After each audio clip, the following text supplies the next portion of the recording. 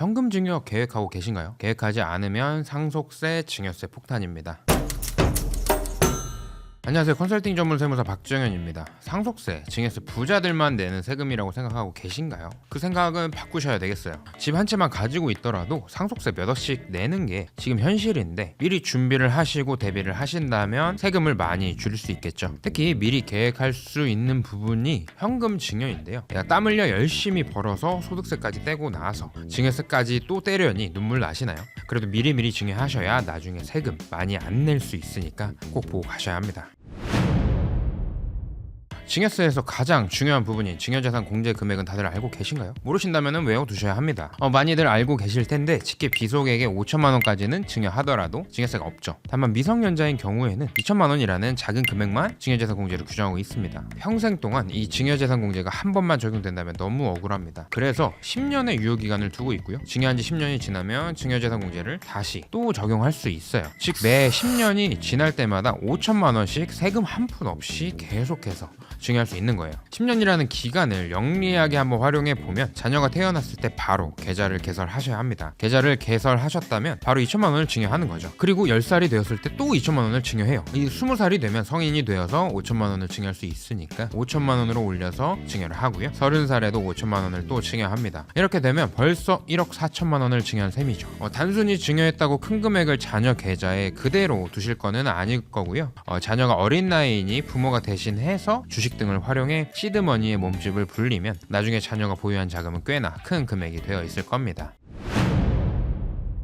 최근 증여재산 공제 개정으로 많이들 활용하시는 혜택인데 결혼하거나 출산한 경우 증여재산 공제를 1억 정도 더 추가적으로 활용할 수가 있습니다. 자녀가 결혼을 하게 되거나 출산을 하게 되는 경우 2년 이내에 증여받는 금액에 대해서는 증여세를 과세하지 않습니다. 한도는 1억 원으로 규정되어 있고요. 다만 결혼할 때 1억, 출산할 때 1억이 아니고 두 가지 경우를 합쳐서 1억 원을 한도로 두고 있으니 참고하셔야겠죠. 출산하고 다르게 결혼을 하려면 돈이 꽤 많이 들어가죠. 그 때문인지 혼인의 경우에는 결혼하기 2년 전에 증여를 받더라도 증여받는 날로부터 2년 안에만 혼인신고를 한다면 공제를 받을 수 있습니다. 매 10년마다 증여하고 혼인, 출산 공제까지 활용을 한다면 자녀 1인당 2억 4천만 원 이상의 자금을 증여하게 되겠네요.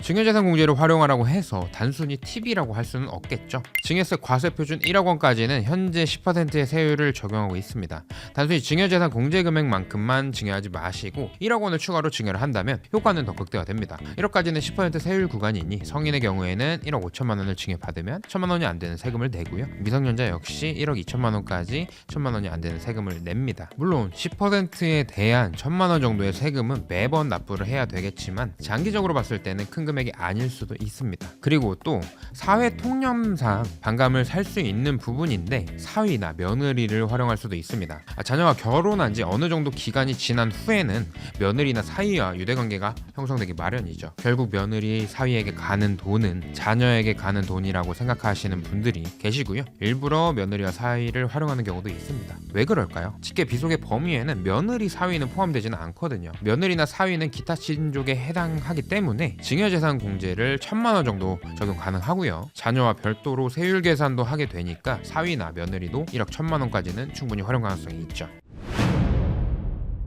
혹시 부모님이 재산적으로 여유가 좀 있으신가요? 본인이 자녀에게 증여하기보다는 부모님, 즉 자녀의 할아버지, 할머니가 증여하는 편이 더 유리합니다. 일반적으로 세대를 건너뛴 증여, 조부모에게 받는 증여 금액은 30%를 할증 과세하도록 하고 있는데요. 그런데 증여재산 공제까지는 세금이 어차피 없으니까 조부모가 성인인 손자에게 5천만 원을 주더라도 세금이 없죠. 이 또한 미성년자도 마찬가지니까 출생신고하면서 할아버지나 할머니에게 자금을 증여받게 된다면 할아버지, 할머니의 상속세도 줄일 수 있고 너무나도 좋겠죠.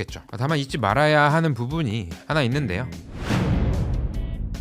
증여재산 공제는 증여를 받는 사람을 기준으로 직계 존속에 해당하면 5천만 원 한도가 공통적으로 적용되다 보니까 할아버지, 할머니, 아빠, 엄마 각각 5천만 원씩 증여받을 수는 없고요. 직계 존속 그룹 전체를 통합해서 5천만 원만 받을 수가 있습니다. 인생 계획도 중요합니다. 그런데 자녀의 세금 계획은 어떻게 세우고 계신가요? 세금을 초기부터 절세 플랜을 짜느냐 짜지 않느냐에 따라서 세금이 많이 나올 수도 아예 없을 수도 있습니다. 이 점 유념하시길 바라면서 현명한 세금 계획 세우시길 바라겠습니다. 댓글에 적어드린 블로그를 참고하시면 증여세에 대해서 더 자세히 아실 수 있고요. 좋은 내용이 많이 있으니 절세에 많은 도움이 되시리라 생각을 합니다. 오늘 영상이 도움이 되셨다면 좋아요와 구독, 알림 설정까지 부탁드리겠습니다. 감사합니다.